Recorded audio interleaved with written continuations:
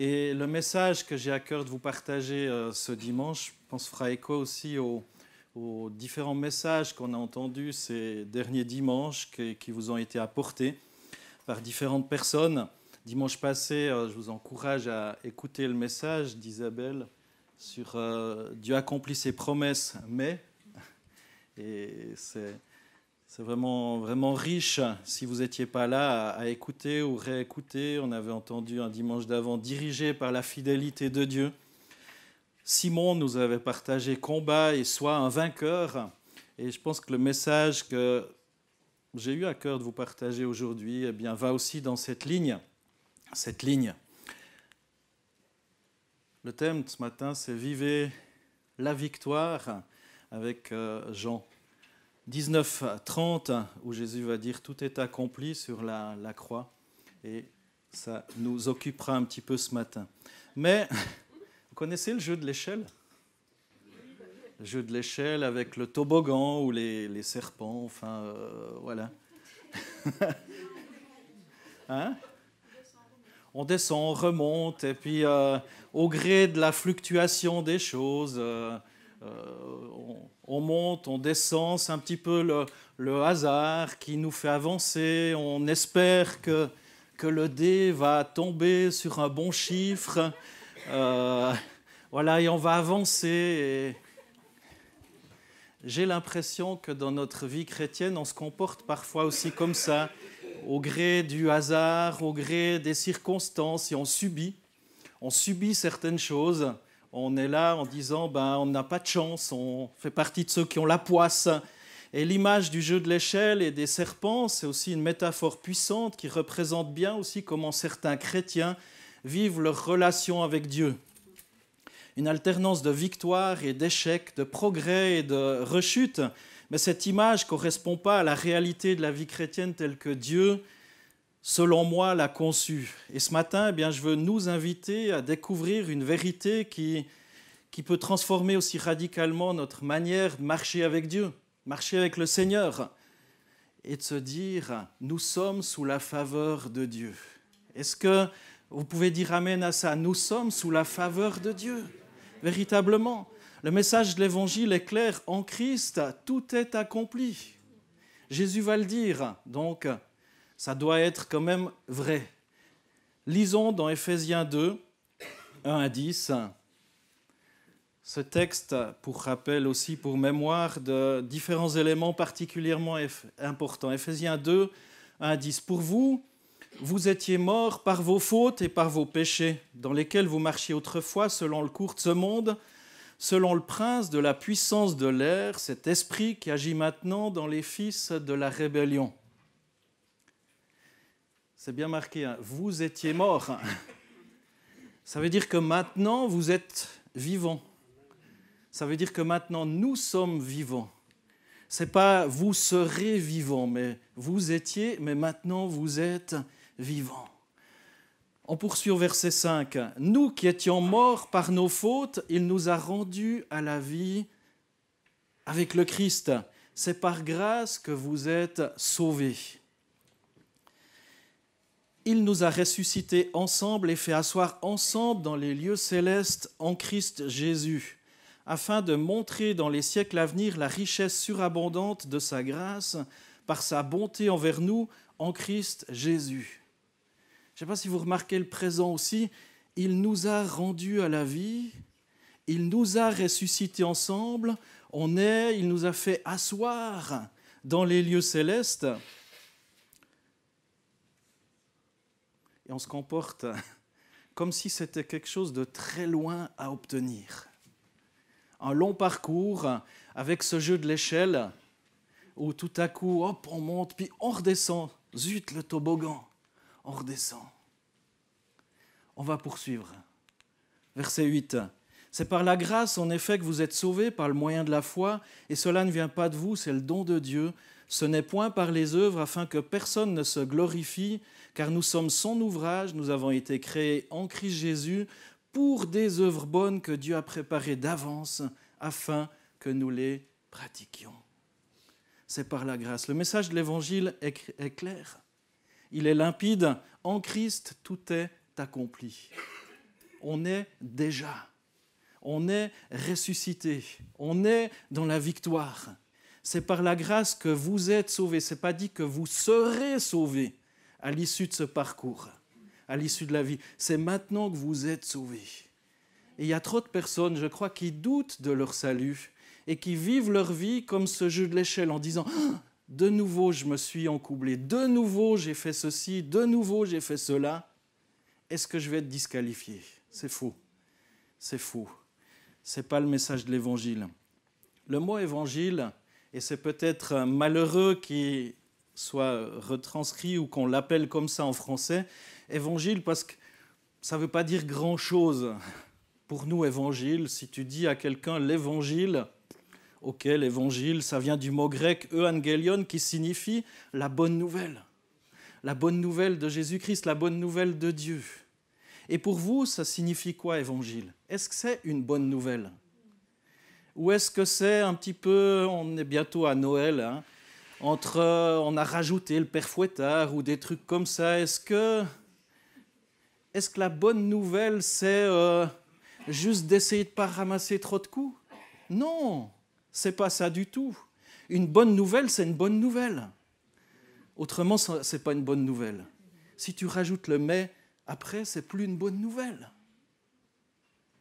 Et en raison des difficultés, et merci Seigneur pour le message aussi transmis dimanche passé, en raison de ces difficultés, parfois on doute de ces bonnes nouvelles, parce qu'on s'attend à certaines choses. Et ce n'est pas une simple affirmation théologique, une réalité qui touche chaque aspect de notre vie spirituelle, non. On va voir ensemble ce matin 3 points clés qui peuvent changer notre perspective sur la foi et nous libérer aussi de ce cycle frustrant des échecs, des réussites que certains connaissent si bien. Trop souvent, tu montes, tu redescends, tu montes, tu descends, et finalement, tu as l'impression que tu passes ta vie à des joies, des peines, et à vivre de joie et de peine. Et on va voir l'illusion des échelles, du jeu des échelles, et tous ces serpents. Ça nous fait penser peut-être à Adam et Ève, qui ont été mordus aussi par le serpent, enfin qui ont été mordus par son influence, pas physiquement mordus, mais qui ont été mordus par ses tactiques. Et on va voir aussi la puissance du tout est accompli ce matin et comment on peut être libéré aussi du cycle des inquiétudes. Mais dans ce jeu des échelles, et c'est mon premier point, l'illusion des échelles et des serpents dans la vie. Dans ce jeu des échelles, eh bien, l'objectif, c'est d'atteindre le sommet du plateau, évidemment. Qui a envie de rester au numéro 14 ? Qui a envie de s'arrêter au numéro 78 ou qui a envie de s'arrêter au numéro 99 ? Mais personne. Moi, j'aime pas perdre. Hein. C'est un secret pour personne de ceux qui me connaissent. Je ne sais pas si vous aimez perdre. Faites-moi signe, comme ça je viendrai jouer avec vous. Ça m'arrange. À chaque pas en avant, il y a ce risque de tomber en arrière. Et on jette le dé. On jette le dé et hop, tac, on jette combien ça arrive. Oh zut, j'arrive sur le toboggan. J'ai mis les toboggans, je trouve plus sympa que les serpents. Mais beaucoup de chrétiens vivent leur foi de cette manière et ils voient la vie chrétienne comme une série d'efforts pour monter vers Dieu, pour atteindre sa faveur et être digne de sa bénédiction. On va faire comme dire, mais Seigneur, t'as vu comment je suis bien, comment j'ai fait des efforts, je mérite quand même une bénédiction, Seigneur. Et on va faire toute notre vie en essayant de tirer le bon numéro.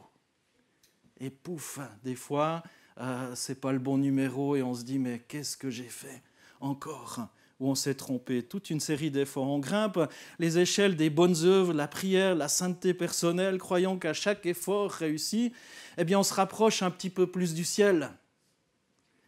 Mais à chaque péché, chaque échec, c'est la chute. Et on a l'impression de revenir au point de départ, comme si on était sur un toboggan.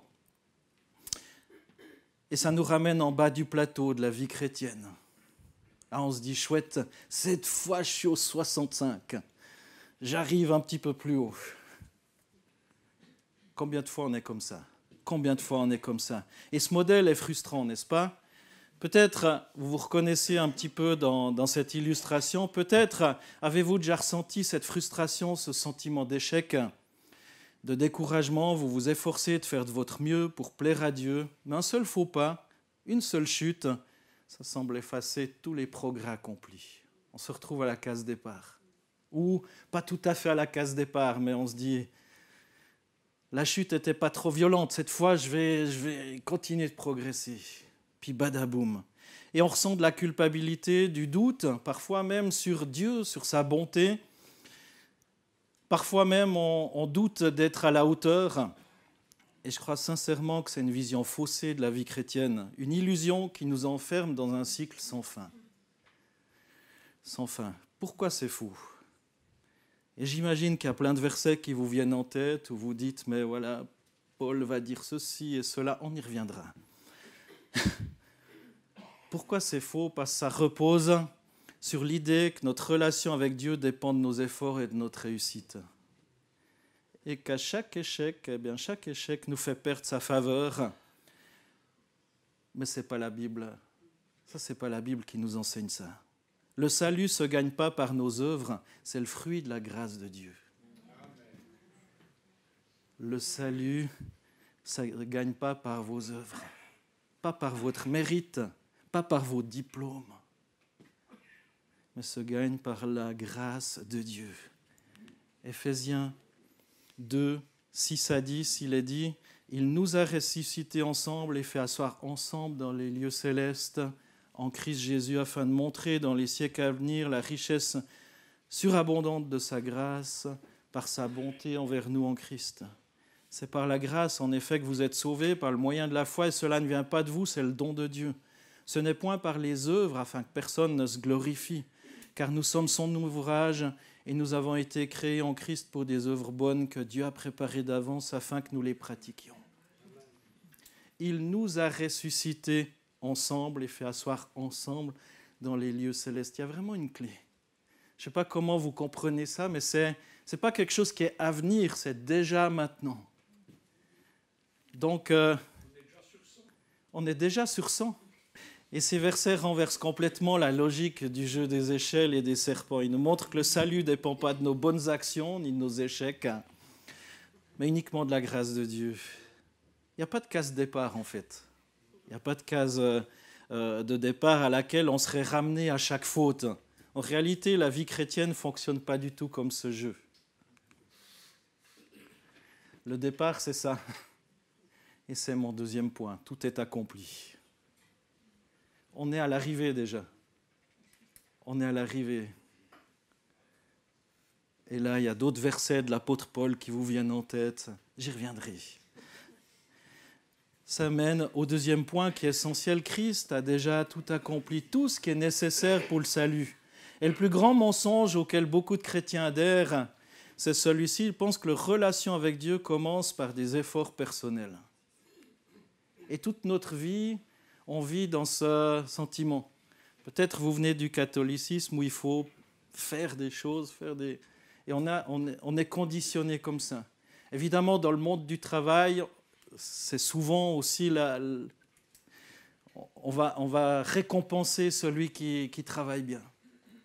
On va récompenser. En principe, ça devrait être comme ça.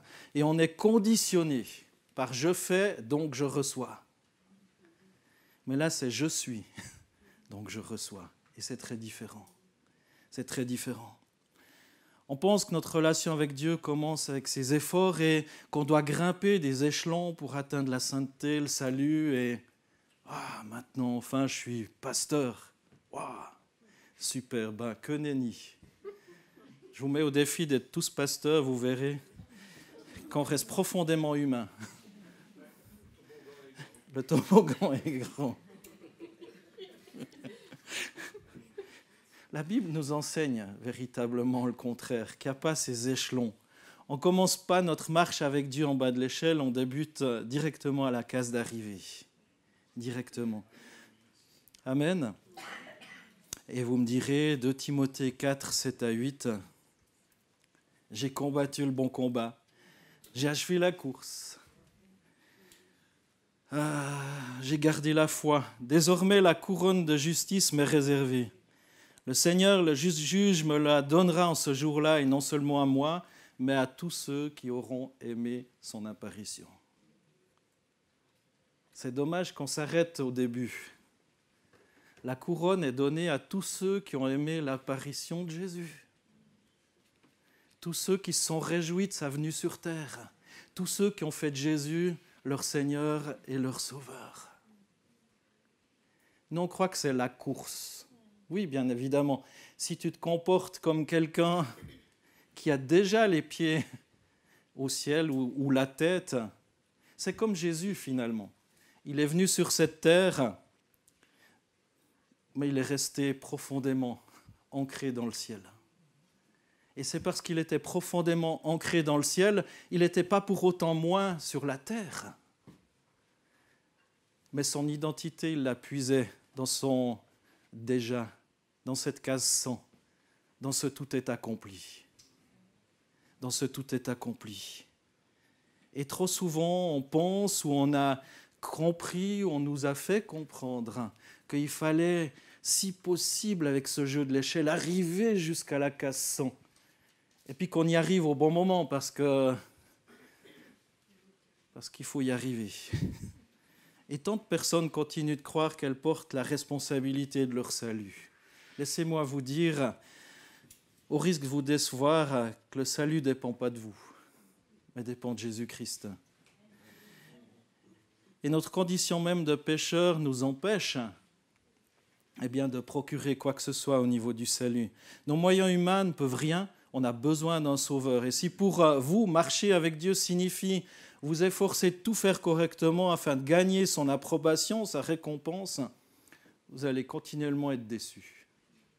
Continuellement être déçus. Et vous allez faire juste pour être vu de Dieu, être vu des autres.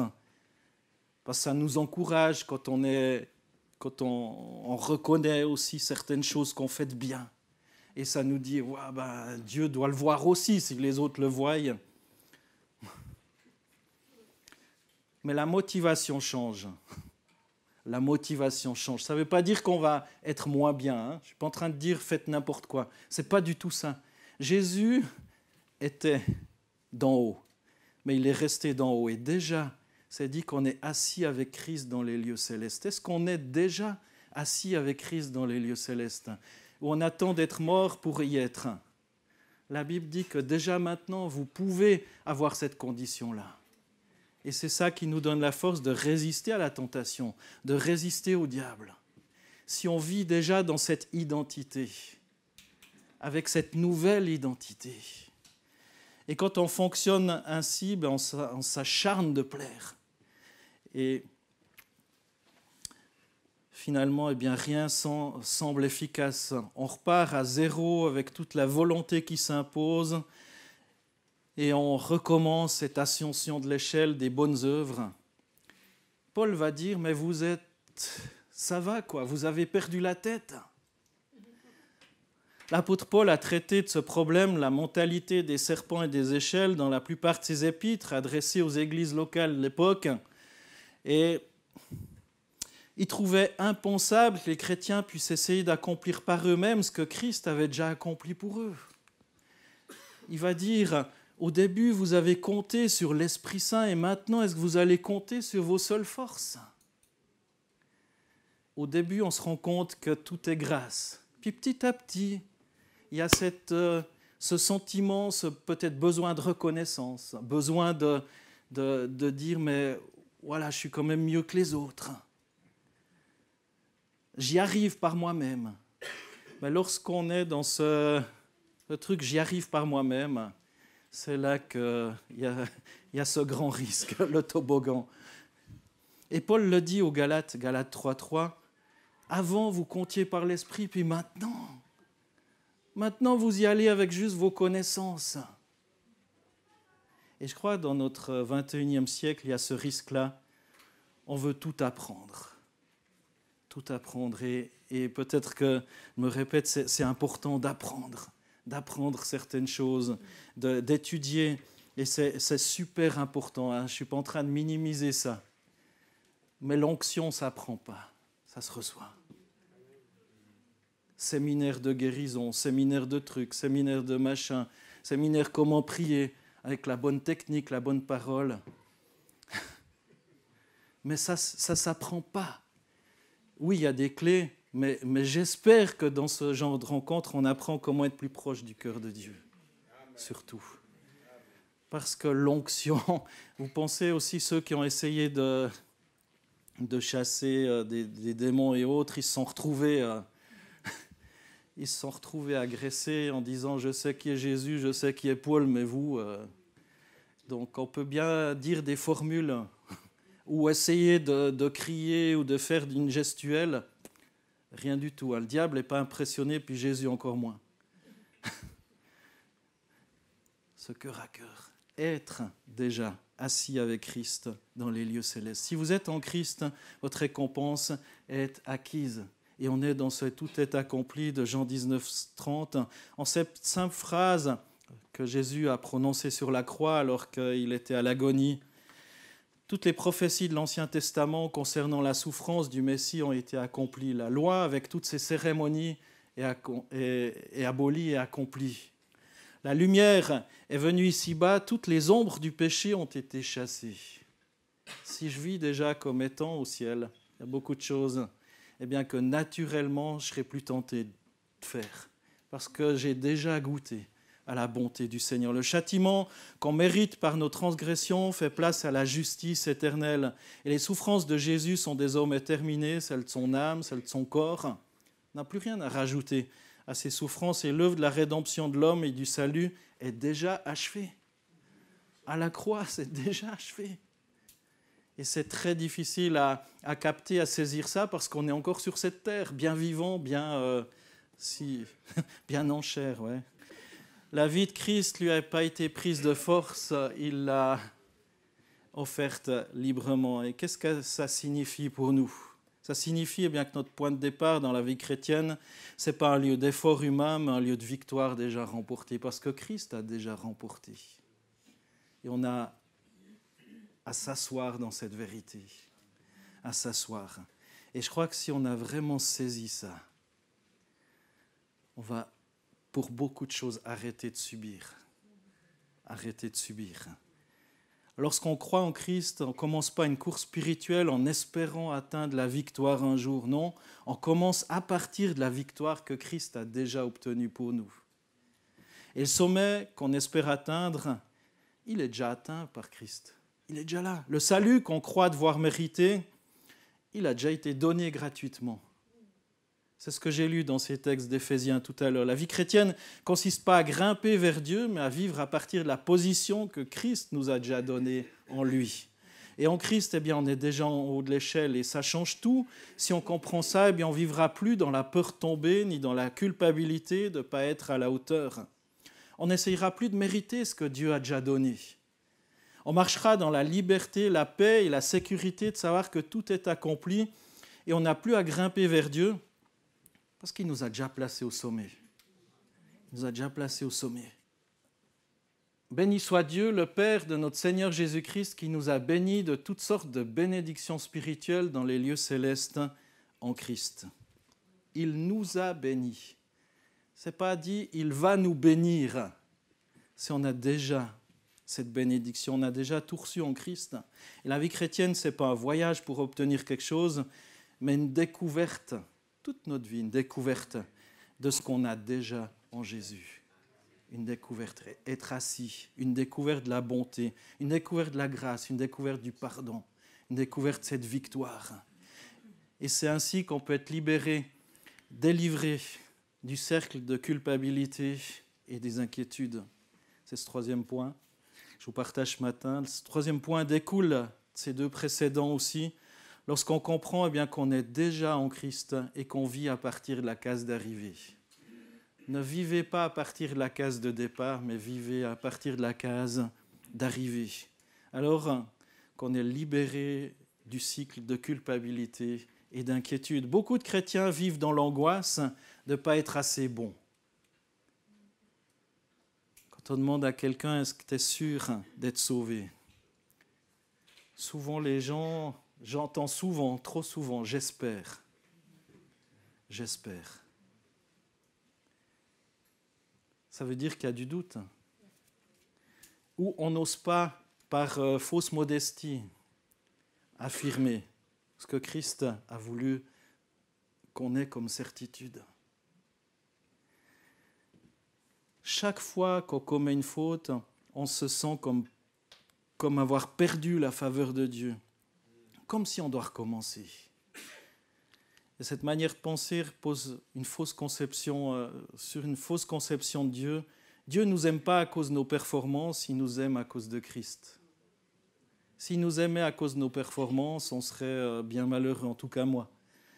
Mais il nous aime à cause de Jésus-Christ, à cause de son salut, parce qu'il est venu sur cette terre, parce qu'il a tout accompli. Sa faveur, pour nous, ne fructifie pas en fonction de nos réussites, de nos échecs. On est sous la grâce de Dieu, et cette grâce est inébranlable. C'est tellement important, mes amis. C'est capital. C'est capital d'arrêter de vivre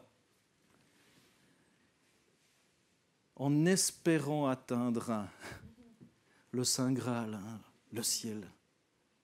On a déjà, si vraiment on a donné notre cœur à Jésus, et rejeter le doute. Lorsqu'on vit dans cette grâce, on est libéré de la peur de l'échec. On ne doit plus craindre de dégringoler chaque fois qu'on fait une erreur. On est ancré en Christ et rien ne peut nous arracher de cette position.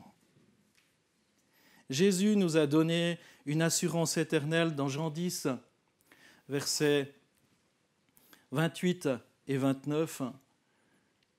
« Mes brebis entendent ma voix, moi je les connais, elles me suivent, je leur donne la vie éternelle, elles ne périront jamais et personne ne les arrachera de ma main. Mon Père qui me les a donnés est plus grand que tous et personne ne peut les arracher de la main du Père. Mes brebis qui entendent ma voix. » Est-ce que vous entendez la voix de Jésus? Est-ce que vous êtes de ces brebis du Seigneur? Est-ce que le psaume 23, vous pouvez vous l'approprier? L'Éternel est mon berger. C'est pas sera mon berger lorsque je serai au ciel. C'est le Seigneur est mon berger. La vie chrétienne, c'est plus un parcours d'obstacles, mais un chemin de découverte de l'amour et de la fidélité de Dieu, mes amis. Et en comprenant que tout est déjà accompli, eh bien, on peut vivre dans la joie, dans la liberté, dans la confiance de cette œuvre parfaite. Et la culpabilité, la honte, l'inquiétude n'ont plus de place dans notre vie lorsqu'on sait bien que notre salut est déjà assuré. Moi, je crois sincèrement que ça influence même nos prières. Si on est assis déjà avec Christ, s'il y a cette proximité, si on est déjà au ciel tout en étant encore sur cette terre, évidemment, mais Christ nous a montré aussi ce chemin, cette possibilité. Comme je vous ai dit tout à l'heure, Christ n'était pas moins au ciel alors qu'il a été pendant ses 33 ans sur la terre. Il était pleinement dans son statut de fils de Dieu. Et c'est ce qu'on vit par le salut. C'est ce qu'on vit par l'œuvre de la croix. C'est ce qu'on se rappellera aussi en prenant la Sainte Seine tout à l'heure. Eh bien, qu'on peut être encore sur cette terre tout en étant déjà au ciel. Et ça change notre comportement, ça change notre foi, ça change notre perception de l'amour de Dieu. Ça change notre perception de la grâce aussi. Alors je reviens à cette question que je vous ai posée au début. Le mot évangile, comme je l'ai dit, vient du mot grec euangelion qui signifie bonne nouvelle. Est-ce que l'évangile est une bonne nouvelle pour vous? Ou vous rajoutez mais? Oui, mais.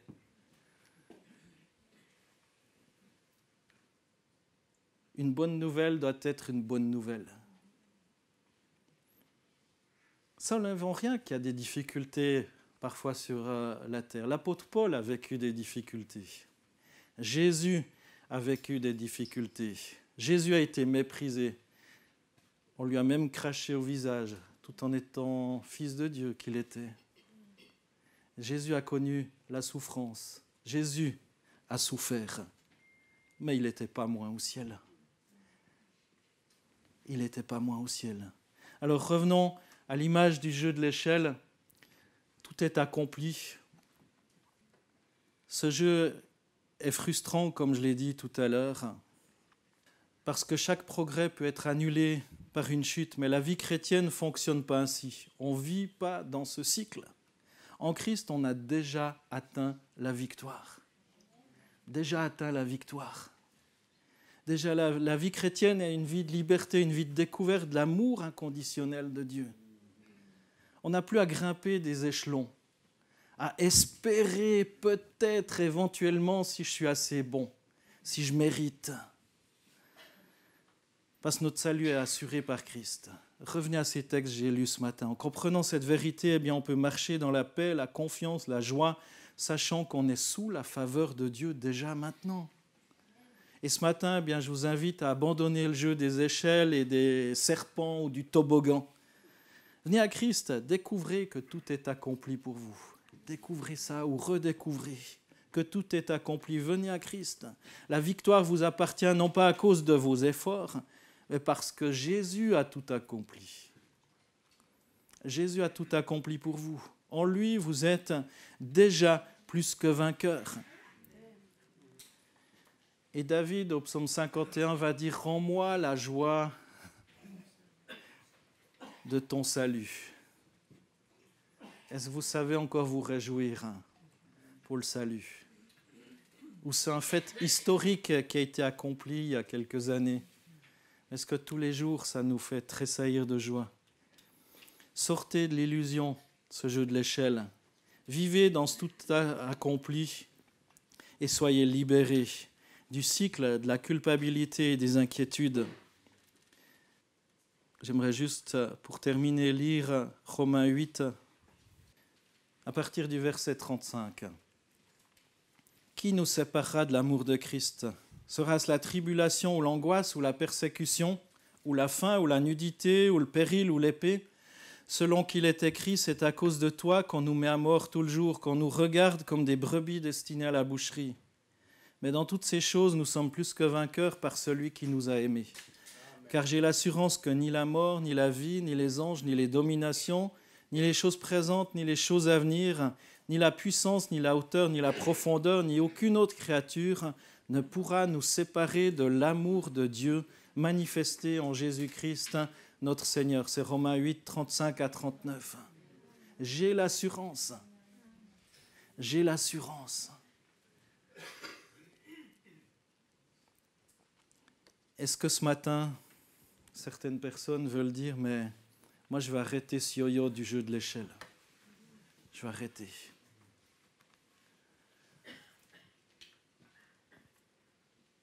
Et j'ai envie de vivre dans ce déjà.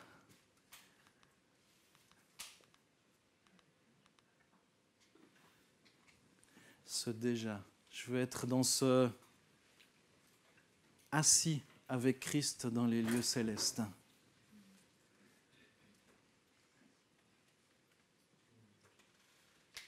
Peut-être plusieurs personnes, vous vous rendez compte, vous dysfonctionnez. On peut fermer les yeux, juste réfléchir. Vous dysfonctionnez dans votre relation avec Dieu. Vous avez toujours l'impression de devoir prouver à Dieu, prouver aux autres. Peut-être ce matin, vous n'avez pas encore donné votre cœur à Jésus pour plusieurs. Ou plusieurs, vous n'avez pas cette assurance du salut en Jésus-Christ. Cette assurance que si Christ revient aujourd'hui, vous n'avez pas cette certitude qu'aujourd'hui même, tu seras dans le paradis. Pensez au brigand qui était à côté de Jésus. Ce brigand qui méritait la crucifixion, qui méritait la mort.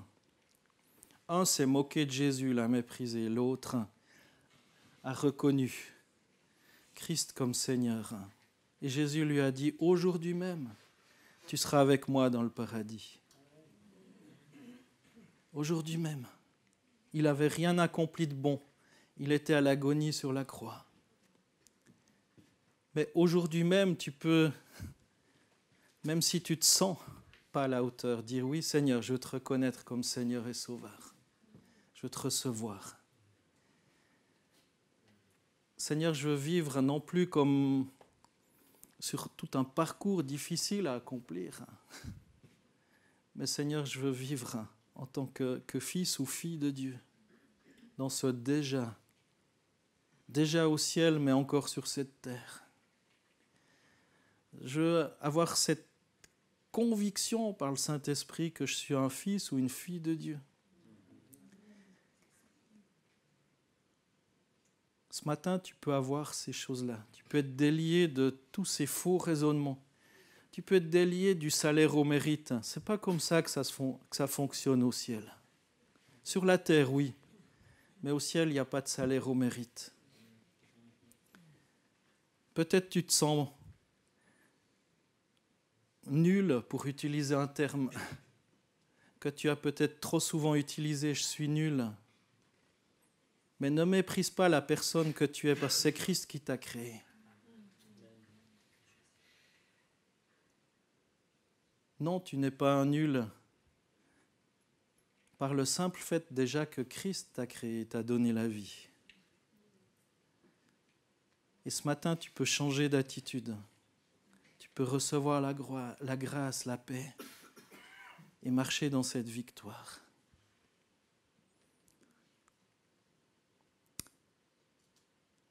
Si vraiment tu veux que ça change aujourd'hui et dire depuis aujourd'hui, je ne veux plus essayer de faire ce parcours du combattant, mais je veux recevoir cette grâce de me sentir déjà au ciel, parce que c'est ce que Christ dit. Il nous a ressuscités ensemble et fait asseoir ensemble dans les lieux célestes en Christ. Je veux aujourd'hui être assis avec Christ dans les lieux célestes. Moi, je t'invite à te lever à ta place. Juste, j'aimerais prier pour qu'aujourd'hui tu puisses avoir cette conviction, aujourd'hui tu puisses avoir cette certitude du salut, pour qu'aujourd'hui tu sois délié de ce cercle infernal du jeu de l'échelle. Lève-toi à ta place. Seigneur Jésus, tu sondes les sentiments et les cœurs, et Seigneur, je te rends grâce, Seigneur, pour des certitudes que tu accordes à ces frères, ces sœurs qui se sont levés. Seigneur, merci de leur donner de pouvoir vivre ce que ta parole dit, de pouvoir pas vivre à partir de cette case départ tout en bas, mais de pouvoir vivre à partir de cette case d'arrivée. Béni soit ton nom, Jésus. Seigneur, que tous ces faux raisonnements soient brisés dans le nom de Jésus. Merci, Seigneur, pour ton pardon, ta grâce et ta victoire déjà acquise à la croix. Et que ce tout est accompli puisse résonner. Au nom de Jésus, j'ai prié. Amen.